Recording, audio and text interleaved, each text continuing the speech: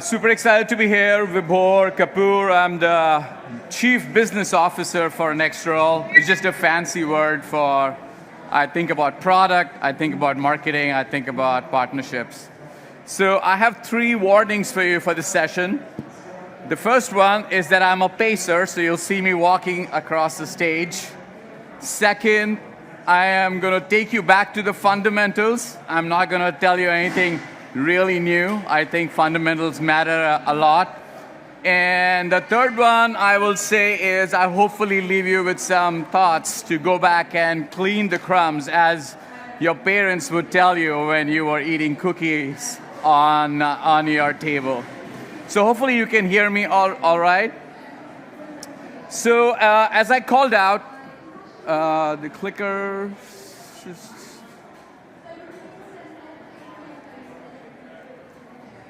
just having a little moment with the clicker. Okay, so yeah, want to do 3 things today. Give you a little overview of what's changing in our world as it comes to data, third-party cookies, and cookie tracking. And then also share with you some of my thoughts in terms of how we should think about engaging with our audience and targeting in the post-third-party cookie world. And then leave you with some thoughts on brand awareness and what great marketing really looks like in the post-3PC world. So as a first, I want to take you back to the fundamentals. There's a ton of evolution that's happening in our digital landscape. And while there's a lot of conversation in the industry about third-party cookies and how third-party cookies are going to go away over the course of the next 1 year. But what's important to recognize is that this change has been happening in our industry for a while. So why are we talking about it if cookies and third-party cookies have been going away for the last several years? We really are talking about it because Google has 67% of web traffic today. And this change really is happening with Google at the start of next year. And then, of course, they have over 90% share as it comes to the ad exchanges. So the combination of their dominance in web traffic and the significance of the ad exchange share that they have makes this a really important point and really critical point in our industry. So with the departure of third-party cookies, what is really changing? While third-party cookies are going away, there are some fundamentals, as I warned you at the start of the session, are staying pretty stable. Marketing still is about collecting great data and insights, about engaging the users through their journey, whether they are early in their journey, where you are engaging them through brand awareness tactics, or whether you are nudging them along in their journey, which in many worlds we call remarketing or retargeting, and then engaging them with the channels that you own, SMS and email. And then finally, understanding the performance and attribution of all the marketing activity you engage in. So what's changing? Well, the tactics are going to change, but the fundamentals remain the same. Collect data, engage the users through the course of their journey, engage them with own channels and paid channels, and then really understand how they are all performing in terms of your marketing activity. Now, if third-party cookies are going away, how are you going to collect data? And I often go on conversations where there's a lot of you wonder that, wow, who is going to be willing to give me my data? And we actually worked on this research, and one of the things we have found, and this is pretty recent research done about only 12 or 18 months away, that if you are sharing something valuable with your customers, they are willing to share their data, a significant portion of them. So 80% of customers said they're willing to share their data as long as there's a good reason for it. And this is, again, that takes us back to the fundamentals, which is, let's create that good reason so that you can engage with your customers and give them a good reason to share data with you.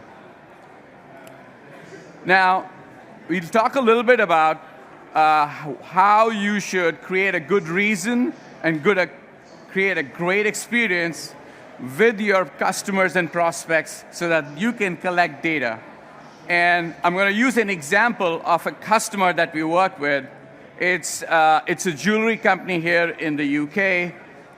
They have been in the industry for the last 6 to 7 years. And one of the things they have done really well is collecting first-party data and creating personas based on those first-party data. So let's look at it. The customer I'm talking about here is Lily and Rue. As I said, they are a jewelry brand, and they do a fantastic job when you go to their website. The moment you reach their website, you have an opportunity to share your first-party data with them. You browse the website, and as the pixel that's placed on their website gives you the data on their IP address, their user attributes, the kind of browser they may be using, the time of engagement, and so on. So the moment you get to their website, they're gathering data with you, and they are trying to gather first-party and zero-party data. Now, I encourage you, if you don't have a first-party data strategy, to create those reasons for customers to be sharing information with you. And then, of course, keep in mind that UTMs and UTM tracking gives you great insight in terms of the source of your traffic.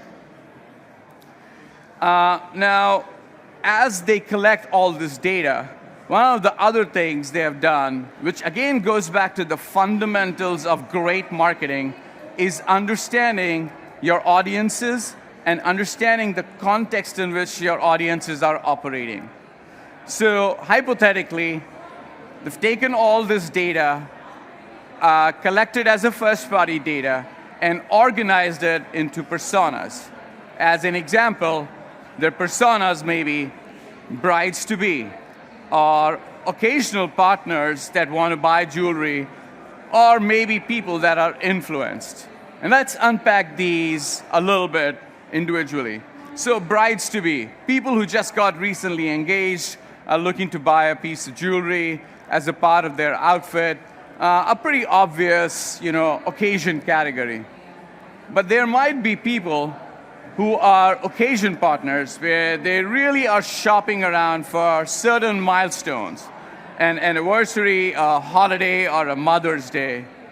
And then influenced, someone that's in the Gen Z that has been really influenced by someone on social media to be wanting to buy that piece of jewelry. So they've taken the fundamentals here, again, and built personas to go and help and craft impactful campaigns. Now, you got the data, you created the personas. Now, how are you going to leverage those personas? And just as a qualifier, we haven't talked about any third-party cookies thus far. All of this that I'm talking about is irrespective of third-party cookies. So now you got the persona, you got the data, and you got to think about how you will target your customers in an engaging way. So I talked about marketing for every stage of the funnel. And on the top of the funnel is brand awareness, which is essentially creating a greater degree of awareness about your brand.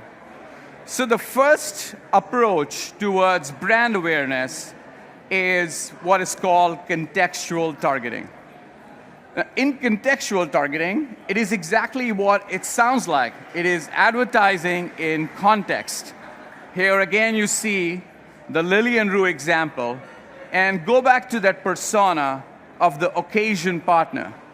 And since the occasion here is whatever it might be, maybe sending flowers on, I don't know, Mother's Day, what they have done is they are advertising in context. And you can do that by using keywords and site categories. So one of the things we know is that in the case of AdRoll, we use natural language processing to be able to target content keywords, target based on content keywords, and that could be one key strategy that you leverage. The second way to target is what we say lookalike targeting. And in this case, what you're doing is you're looking at the demographics and you're looking at the interest levels of the audience, and you really are trying to expand into new markets or regions. As an example, here you may say you're going to target brides-to-be in a certain age bracket, in a certain geography, which have had a behavior where they, let's say, came to your website, added something to the cart, but never really purchased. And then the third category I'd like to call out is demo and interest-based targeting. Again, this is targeting, but targeting it on more specific patterns like gender or income. So when you think about brand awareness, think about it in terms of contextual targeting, demo and interest-based targeting, and then, as I said, lookalike targeting. Now, one more thing I'd like to call out is connected TV, which is, again, a fantastic channel, which is an emerging channel where you're able to target at a household level. And again, this is outside of everything that happens with the third-party cookies and the demise of cookies. The only pro tip I leave here is they are going to be more expensive versus, let's say, your display video ads. So you see the cost per impression here being around $20. So you really have to think about your product, your category, and the CPMs and the relevance of those CPMs as you think about targeting for connected TV. So now you got the fundamentals. You can collect data, first party and zero party. You can do brand awareness. You can use a variety of tactics to do that, but you will still be able to target and retarget in the post-third-party cookie world. An example here is of the work and the approaches that are available in the industry for you to be able to retarget in a post-3PC world. So first, you will be able to target based on interest groups.